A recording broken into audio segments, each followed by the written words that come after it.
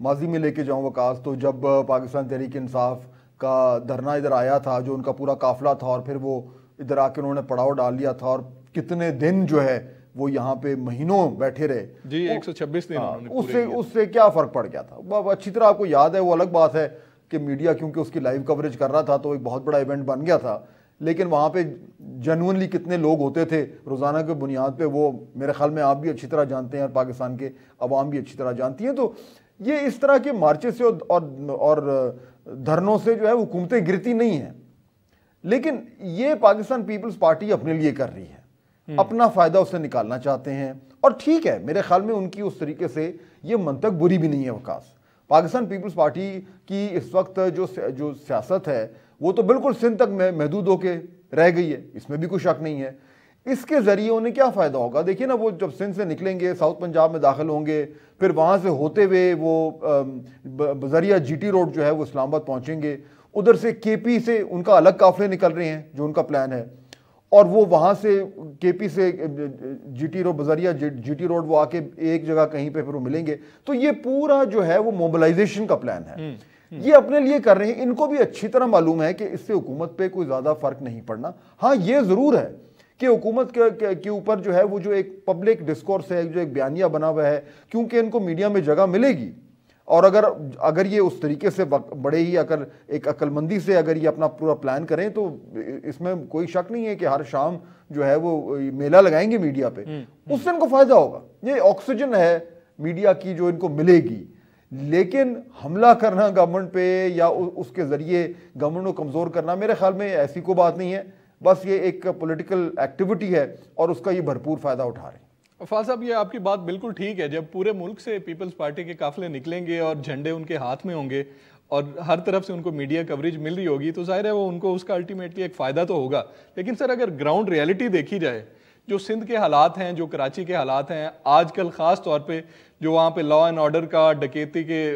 काफ़ी ज़्यादा वाक़यात चल रहे हैं, तो इससे बरी ज़िम्मा तो नहीं हो सकती पीपल्स पार्टी के वो ये कहे, हाँ, जी वो ये कहे कि अगर वफाक में उनकी परफॉर्मेंस कमज़ोर है, इसलिए हम आ रहे हैं यहाँ पे, तो सिंध में अपनी उनकी परफॉर्मेंस क्या है? ये बात ठीक है आपकी। और इसीलिए देखें ना, अभी हम वो पाकिस्तान तहरीक इंसाफ का जो शुरू हो रहा है, जो उनका अपना एक लॉन्ग मार्च है, वो इसीलिए क्योंकि इससे ना तो पाकिस्तान पीपल्स पार्टी की परफॉर्मेंस सिंध में किसी से ढकी छुपी है, और ना ही पाकिस्तान तहरीक इंसाफ की जो कारकर्दगी है सेंटर में और जहाँ पे उनकी हुकूमतें सूबों में, वो किसी से ढकी छुपी है। ये कारकर्दगी के हवाले से तो है ही नहीं। ये तो है सिर्फ थोड़ा सा शोर शराबा करना, अपनी जो आपकी अपनी सियासत है उसको थोड़ा सा मजीद एक तकवीयत देना, और अपनी ऑर्गेनाइजेशनल स्किल जो है उसको भी टेस्ट करना। क्योंकि देखिए, सबको मालूम है वकास के इलेक्शंस आ रहे हैं, वो अभी होते हैं या वो इस साल के आखिर में होते हैं या वो मैक्सिमम अगले साल के आखिर में होते हैं। इलेक्शन ज़्यादा दूर तो नहीं है, बीच में ये भी आपको याद है कि लोकल बॉडी इलेक्शंस भी आ रहे हैं, KP का इलेक्शन आ रहा है, पंजाब का इलेक्शन आ रहा है। तो इस इलेक्शन का मौसम जो है वो तो चढ़ चुका है।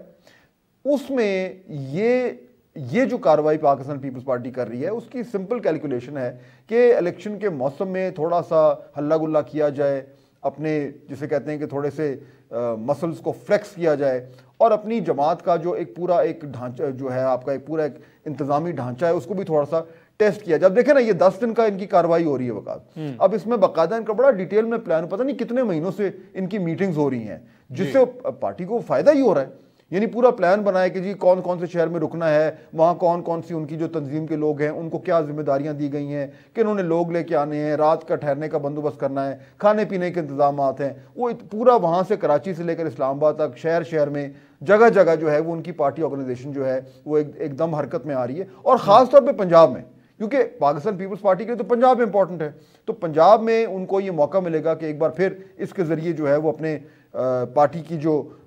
तंजीम साजी है उसको भी बेहतर करें। ये सारा उनकी नेट प्रैक्टिस हो रही है। ठीक है, अच्छा, जैसे आप बात कर रहे हैं, सारी कवरेज मिल गई इनको, नेट प्रैक्टिस हो गई इनकी, बड़ी अच्छी तरह से हो गई, लेकिन आपके ख्याल में ultimately on ground people's party को इस सब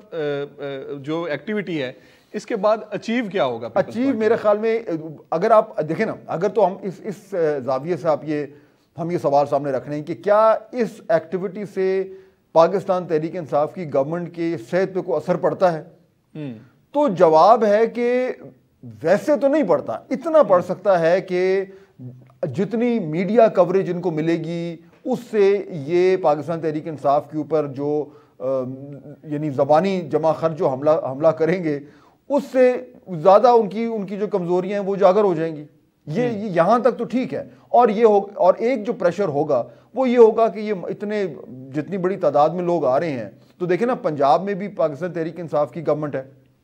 और केपी में भी उनकी गवर्नमेंट है और इस्लामाबाद में भी उनकी गवर्नमेंट है। तो इस सारे रास्ते इतने हजारों की तादाद में जो लोग आएंगे उनको मैनेज करना, पुलिस, इंतजामिया, दीगर इशूज, एक प्रेशर, उस तरीके से तो एक प्रेशर आएगा गवर्नमेंट पे, कहीं कुछ गड़बड़ हो जाए, कोई वाकया हो जाए, कुछ भी हो जाए, तो ये वैसा प्रेशर तो है। लेकिन क्या ये उस तरह का प्रेशर है कि इतने लोग अगर आएंगे तो उससे हुकूमत मफलूज हो जाएगी? ऐसी कोई बात नहीं है। ये एक सियासी एक्टिविटी है और इसमें मेरे ख्याल में ये एक नफ्सियाती दबाव ज्यादा है जो ये डालने की कोशिश कर रहे हैं, और अपने आप को थोड़ा सा जो जितना उनका इस वक्त सियासी कद है उससे जरा और बड़ा होने की कोशिश कर रहे हैं। अच्छा, अब